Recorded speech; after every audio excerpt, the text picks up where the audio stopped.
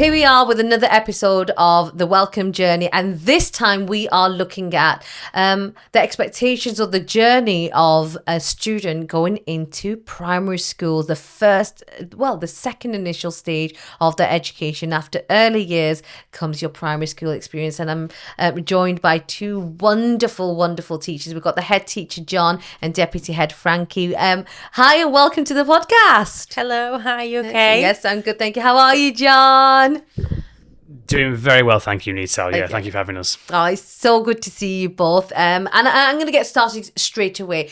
Really, we're looking at the primary school journey of an asylum seeker child and their family. What does that typically look like? What is primary school? What happens in the primary school? And what may be considered a typical journey for an asylum seeker student?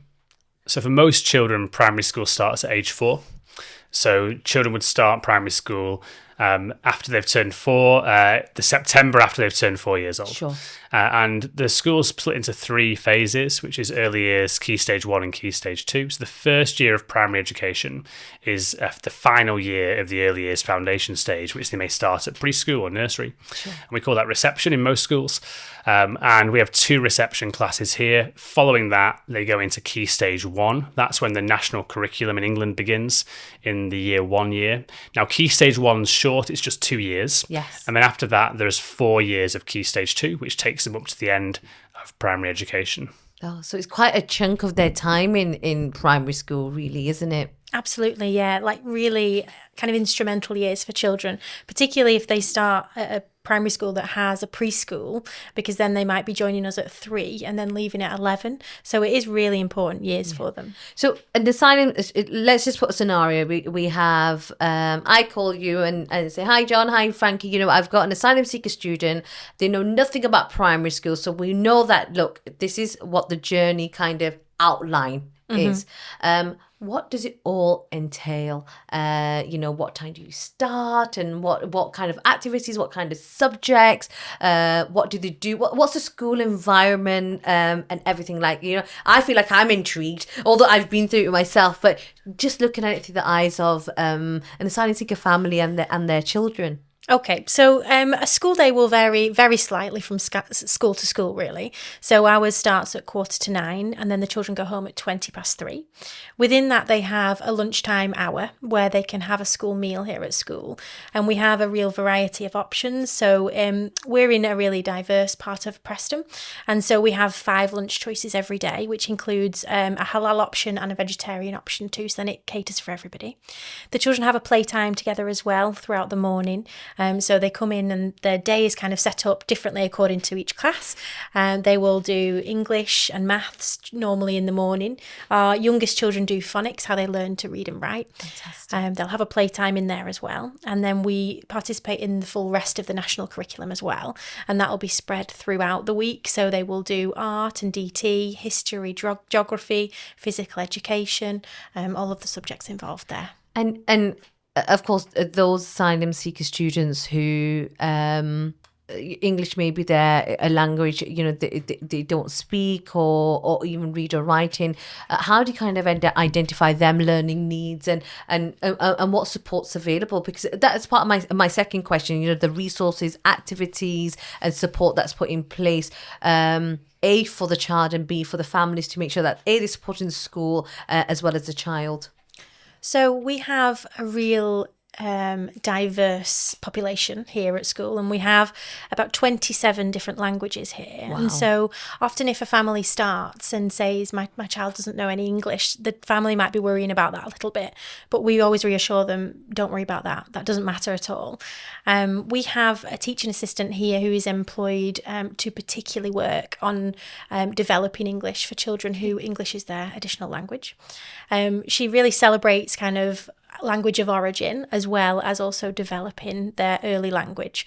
So when they start with us, we would support initially in terms of things like uniforms. So we give the children a full uniform, so when they can start, they feel like they really belong and they're part of school here.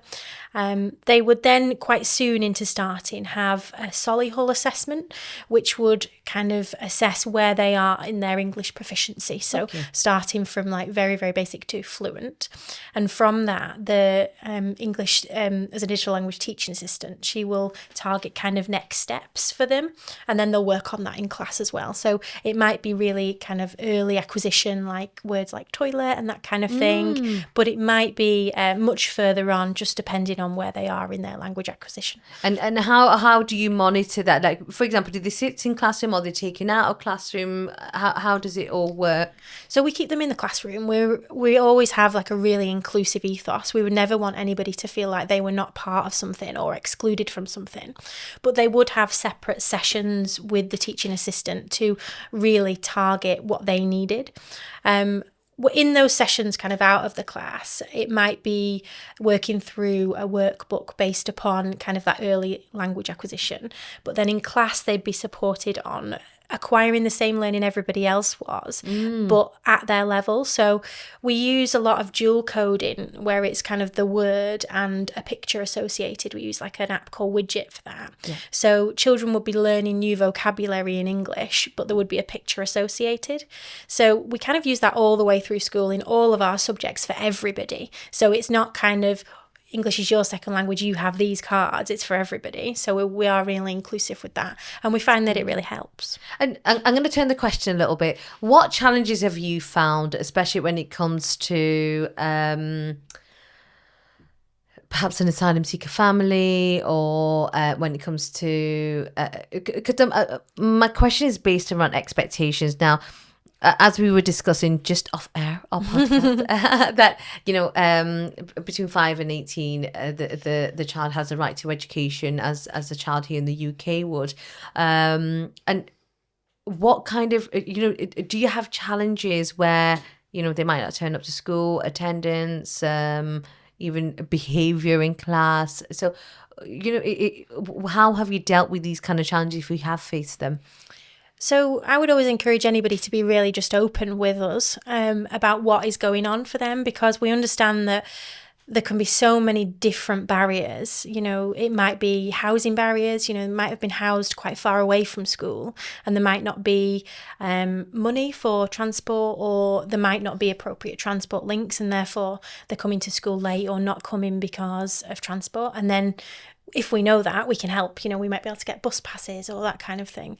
If it's a barrier that might be kind of financial and they can't afford maybe uniform, or are struggling with school dinners, so we can help with like the application for that. No matter what a barrier, we can help with, but it's just if we know what the barrier is, I think. So I'd always encourage people to be open about that. I think as well, a lot of children come here perhaps worried or afraid that they'll feel like an outsider. Yes. But when they arrive, they soon realise that everyone here belongs, everyone's welcome. About 55% of the children here speak English as a second language. Wow. And that might be quite reassuring with some families to hear, especially if they're new to the UK. They're afraid of what school might look like and feel like. So we find a lot of those fears and apprehensions soon go away once they've spent a couple of days in the community and the family. The children really embrace new people. They love meeting new people, making new friends. And so that really helps as well. So if there's anyone out there feeling a bit apprehensive or worried, then just come in. Yes. We can't wait to meet you. Yeah. And I guess for a question from a parent perspective, how can they support, once they're in school, of course, they are here, they're blossoming and empowered. But when they come home, what kind of support, because, with my conversations with a lot of the asylum seeker families, parents or guardians, it's like, what do we do to make sure they're on track making sure that they're on track? So what do you feel they can do? I think the most important thing is just talk to them positively about school, really encourage them, celebrate the things they've done in the school day, rather than feeling like they need to build in extra learning tasks. just really talk about and celebrate what's happened that day at school and encourage that child. It might be they want to practice some English, which would be great. And that could become a fun thing at home that you do in your spare time. So we would encourage that as well. And of course, just help them be ready. You know, if children get to school on time with the things that they need, and we can help with that, by the way. If there's things that you need that you don't have, we can help access those. But get them in here every day on time and just support them to succeed at school. Yeah. Now, some of the funny questions I've had, not so funny, they're just curious questions. If my child wants to go to the toilet, can they go? Will they be given a pencil or a pen? Will they have a book? Will they have somewhere to hang their coats? All these apprehensions. And here we are. We've got a platform for you to answer all these lovely questions. And that's what I was talking about before when I mentioned those apprehensions, those fears, those worries, because there's something about the unknown, isn't there, that's a bit scary. But once you're in the door, you'll soon realise that if you need the toilet, you can go to the toilet. Yeah. If you don't have a pencil, we'll give you a pencil. Yeah. So most of those fears, which are understandable because it's such an unknown, will come to nothing because we're here to look after the children and and help them ultimately. Yeah. And look, we're going to do a little game here. We're going to pack a bag for an asylum seeker student who's starting their first day at school. What are you going to pack in that bag? And that can be, emotions and habits, traits, whatever you want to pack in that bag. You can pack whatever you want. Okay. So if I was going to say a practical bag first, before like an emotion bag, I would say you don't even need to bring a bag.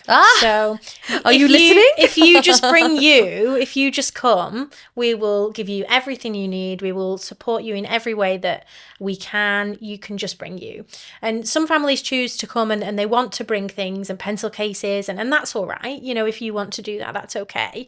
Normally the one thing we say is if you could bring a water bottle, but actually we have water bottles. Yeah. So it's not the be all and end all as long as you bring you.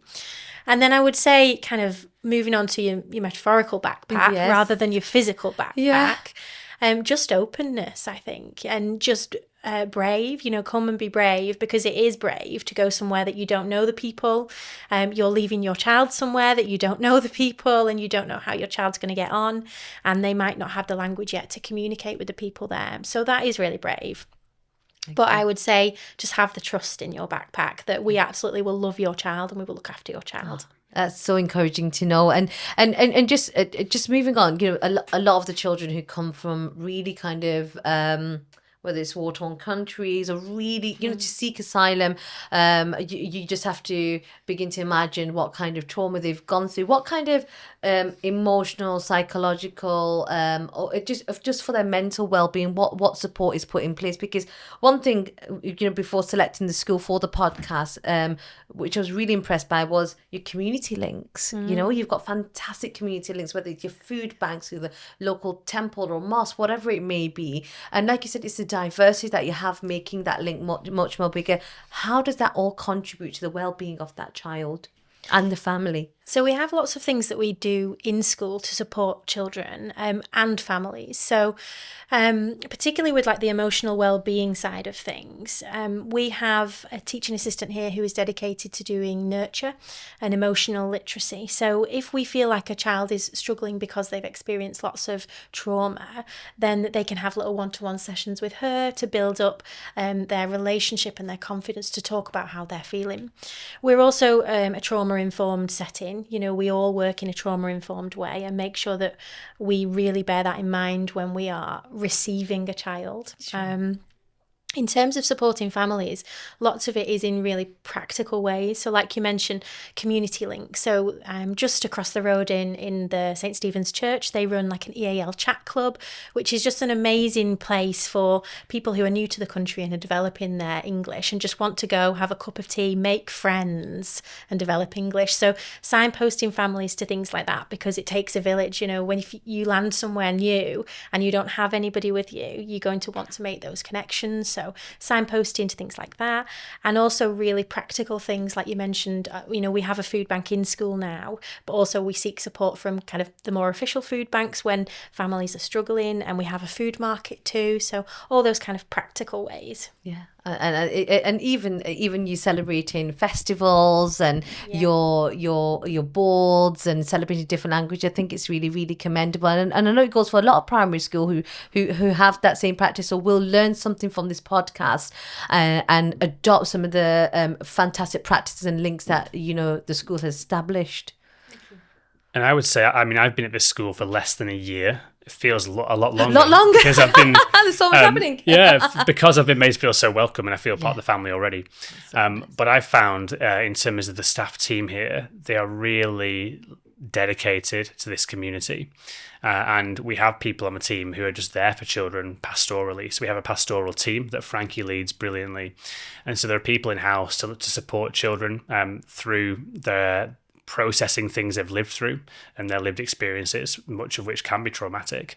And also we can bring in specialists. So we often have people with particular qualifications or therapists who come in and work with children, and they're fantastic people. Where it's needed. If people are listening to this and are really concerned about something their child's been through and how their child is right now, then we can help access appropriate services if we can't provide it ourselves. Brilliant.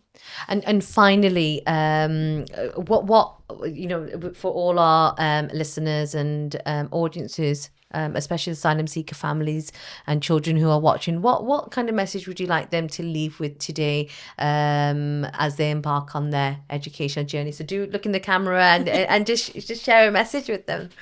I think I would just say, come, you are so welcome. There are people here to love you and care for you. When they say it takes a village, we are your village here. So please put your trust in us and come and join us here. Yeah, brilliant. And the head teacher himself. I would just absolutely echo that. You are so welcome here. And we're really interested in you and getting to know you because, yes, there's things we can teach you and help you with, but also you help us too. And you help us learn, help us grow. So come along. We'd love to meet you and learn more about who you are and your culture and where you're from.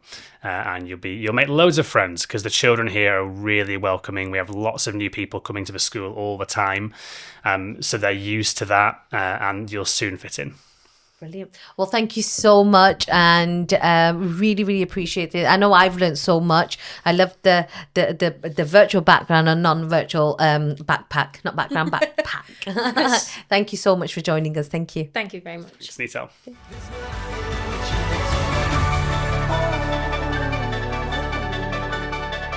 There's nothing we can't do.